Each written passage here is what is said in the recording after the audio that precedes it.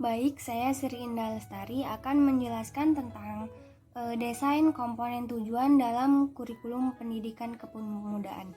Jadi,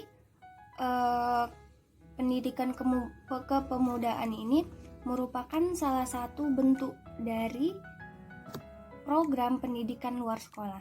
Jadi, program kepemudaan ini merupakan program pendidikan yang sasarannya adalah khusus para pemuda. Kemudian program kepemudaan yang dikembangkan di Indonesia ini contohnya salah satunya adalah kelompok usaha produktif yang disingkat dengan KUPP. Jadi melalui program KUPP ini diharapkan para pemuda melalui kemampuan tertentu dalam bidang usaha sehingga dapat meningkatkan taraf hidupnya. Adapun bentuk-bentuk komponen tujuan dari pendidikan kepemudaan dalam pendidikan kurikulum luar sekolah dalam pendidikan luar sekolah adalah yang pertama adalah memiliki keterampilan. Jadi, kemudian pengetahuan dan sikap yang dapat dimanfaatkan untuk berwirausaha atau usaha mikro yang memberikan penghasilan yang layak untuk kehidupan. Kemudian yang kedua adalah memiliki motivasi dan etos kerja yang tinggi sehingga dalam menghasilkan keterampilan yang unggul dan mampu bersaing di pasar lokal dan global. Kemudian yang ketiga adalah pendidikan kepemudaan ini terfokus agar para pemuda dapat menyesuaikan diri secara tepat dalam hidup. Di samping itu, peserta didik diharapkan dapat melaksanakan tanggung jawab sosial dalam hidup bermasyarakat. Kemudian yang terakhir adalah program kepemudaan ini pertama-tama harus difokuskan pada pembentukan karakter atau kepribadian pemuda. Kemudian pada tahap selanjutnya, program pendidikan kepemudaan ini tertuju kepada pengembangan bakat dan kebaikan sosial. Kemudian peserta didik atau pemuda itu digali potensinya untuk tampil sebagai individu yang berbakat atau berkemampuan yang akan memiliki nilai guna bagi kepentingan masyarakat.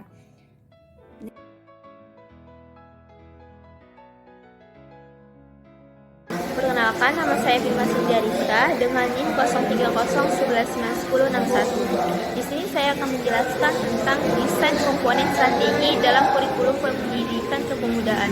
Nah, dalam strategi yang digunakan dalam kegiatan pembelajaran pendidikan kepemudaan dalam pendidikan luar sekolah ialah strategi pembelajaran partisipatif, yang dimana pembelajaran ini ialah upaya pendidik dalam melibatkan peserta didik dalam perencanaan, pelaksanaan, dan penilaian kegiatan pembelajaran.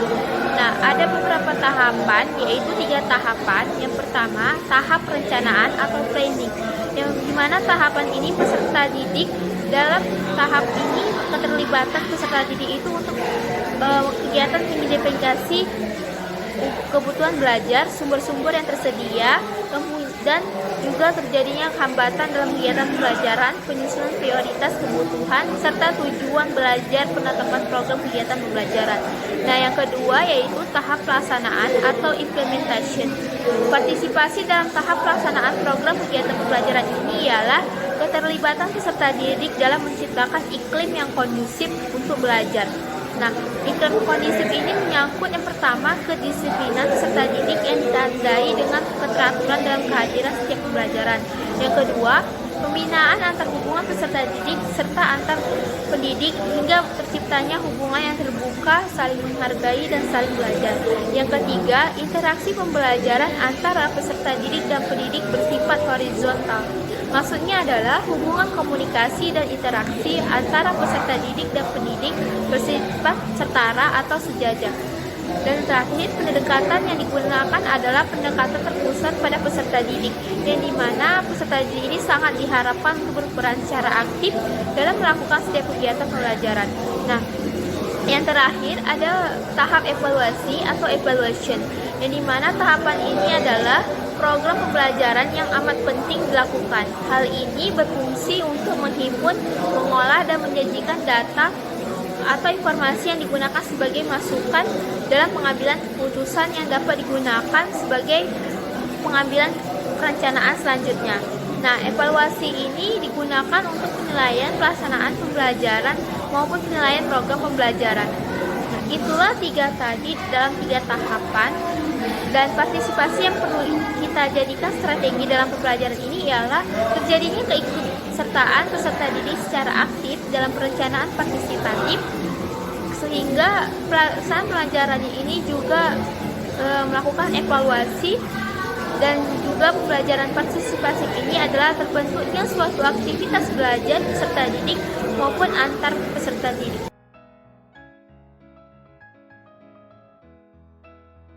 Nama saya Aisyah Lajiah Tanjung, NIM 0301193236. Di sini saya akan melanjutkan materi pembahasan kami, yaitu desain komponen media dalam kurikulum pendidikan kepemudaan. Jadi, sejarah mencatat bahwa dari sejak prakemerdekaan, para pemuda telah aktif dalam kegiatan pendidikan. Contohnya, berdirinya Taman Siswa di Yogyakarta dan Perkumpulan Budi Utomo. Dalam situasi di mana pendidikan masih menghadapi problema yang demikian besar serta tantangan era globalisasi yang demikian kuat, peranan pemuda di masa sekarang walaupun spiritnya sama, namun bentuk dan programnya dapat berbeda dengan keadaan sebelumnya. Peran tersebut dapat dikemukakan sebagai berikut. Yang pertama, di samping menjadi pendidik yang baik, para pemuda dapat menjadi volunteer yang berjuang untuk mencerdaskan kehidupan bangsa.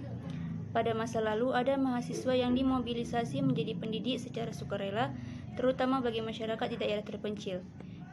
Yang kedua, para pemuda dapat membangun sekolah alternatif non-formal untuk membantu anak-anak yang putus sekolah karena permasalahan biaya pendidikan. Yang ketiga, para pemuda dapat melaksanakan pendidikan alternatif melalui program paket A, program paket B, program paket C, atau setara dengan SMU atau aliyah bagi kelompok sosial yang tidak memiliki persyaratan mengikuti pendidikan formal. Kelompok sosial tersebut misalnya anak para gepeng atau gelandangan dan pengemis, anak para PSK, para pengamen dan pemulung. Pelaksanaan pendidikan ini dapat memanfaatkan berbagai sarana yang ada di masyarakat, seperti gerbong kereta api yang tidak aktif, balai desa, pos siskamling, rumah penduduk yang ditinggalkan penghuninya, gedung-gedung terbengkalai, lahan parkir, kios-kios yang tidak digunakan, bahkan ruangan terbuka. Kemudian yang terakhir, yang keempat, para pemuda dapat melaksanakan pendidikan dengan memanfaatkan media-media informasi dan komunikasi dengan menyebarkan tulisan-tulisan dengan problematika pendidikan yang terjadi yang dibuat oleh para pemuda.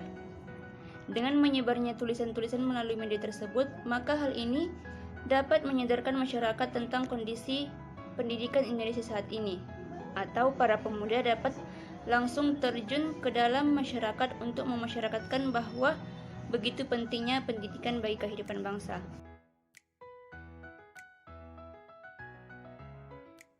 Perkenalkan, nama saya Muhammad Alwi Alamsyah dari kelompok 10 desain kurikulum pendidikan luar sekolah. Di sini saya akan membahas tentang komponen evaluasi kurikulum pendidikan kepemudaan yang ada di Indonesia.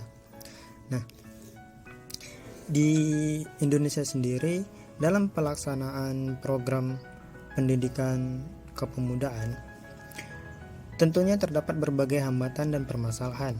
Maka dari itu tentunya dibutuhkan evaluasi program yang berguna sebagai acuan ataupun koreksi agar program pendidikan kepemudaan di tahun-tahun selanjutnya dapat lebih baik.